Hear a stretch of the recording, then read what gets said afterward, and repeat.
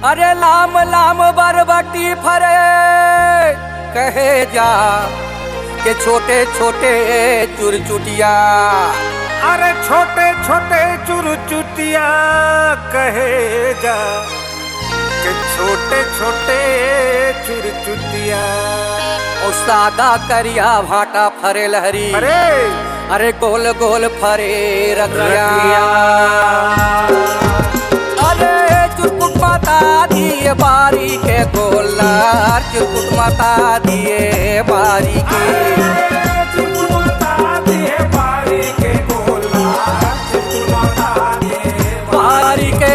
संगलाने परो जिनके गाय संगलाने परो जिनके गाय रे गोलार चुरकुट माता दिए बारी के। संगलाने परो जिनके गाय संगलाने परो जिनके गाय गोलार चुरकुट माता दिए बारी। अरे अरे चुरकुट माता दिए बारी के गोलार चुरकुट माता दिए बारी के।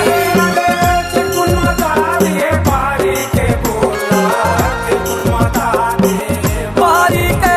संगलाने परो जिनके गाय संगलाने परो जिनके गाय रे गोलार चुरकुट माता दिए बारी के। संगलाने परो जिनके गाय संगलाने परो जिनके गाय गोलार चुरकुट माता दिए बारी के।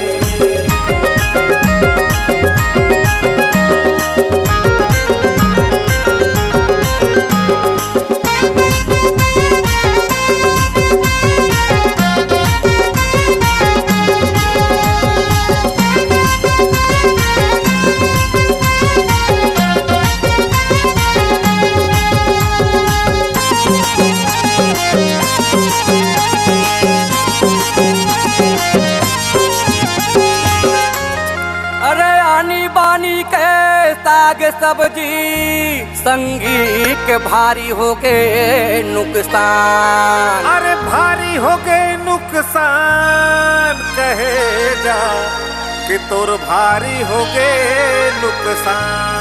अब का दुखला मैं बताओ रे संगी अरे हो गए मैं बर्बाद अरे हो गए मैं बर्बाद रे गोलार चुरकुट माता दिए बारी के। बारी के संगलाने परो जिनके गाय संगलाने परो जिनके गाय गोलार चुरकुट माता दिए बारी के।